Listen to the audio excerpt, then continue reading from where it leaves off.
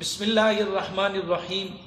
میرے عزیز طلباء کرامو، بیٹا آج آپ کے سامنے میں قرآن مجید فرقان حمید کی جو الف لام میم والی جو صورت ہوتی ہے نا، الحمد شریف ہم پڑھتے ہیں نا، اس کے بعد الف لام میم شروع ہوتی ہے نا، وہ جو صورت ہے اس صورت کو سورہ بقرہ کہتے ہیں۔ اس کا میں آپ کو بتاتا ہوں کہ وہ صورت کہاں نازل ہوئی۔ یہ بیٹا یہ صورت بقرہ یہ مدینہ شریف میں نازل ہوئی۔ کہاں پہ نازل ہوئی؟ حضرت عبداللہ ابن عباس رضی اللہ تعالی عنہ کے فرمان کے مطابق مدینہ پاک میں یہ صورت نازل ہوئی۔ کہاں پہ نازل ہوئی؟ مدینہ شریف میں۔ اس میں 40 رکوع ہیں۔ کتنے رکوع ہیں؟ 40۔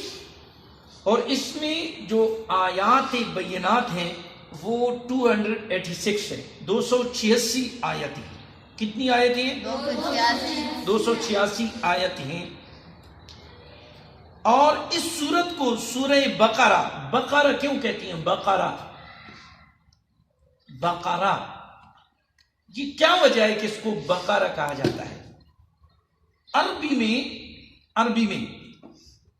عربی میں بیٹا جو بقرہ ہے نا، بقرہ تو یہ گائے کو کہتے ہیں۔ کس کو کہتی ہیں؟ گائے کو انگریزی میں کیا کہتی ہیں پتہ ہے؟ کاؤ، پتہ نہیں، COW کاؤ، گائے۔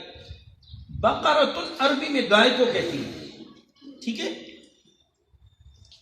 اور اس سورت کے 8ویں اور 9ویں رکوع کی آیت نمبر 67 سے لے کر 73 تک بنی اسرائیل کے ایک گائے کا واقعہ بیان کیا گیا۔ بنی اسرائیل کے ایک گائے کا واقعہ بیان کیا گیا ہے۔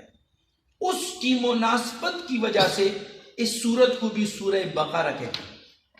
اس سورت کے 67 سے لے کر 73 آیت تک، 67، 68، 69، 70، 71، 72 اور 73، 7 آیات میں یہ بنی اسرائیل کے گائے کا واقعہ ہے۔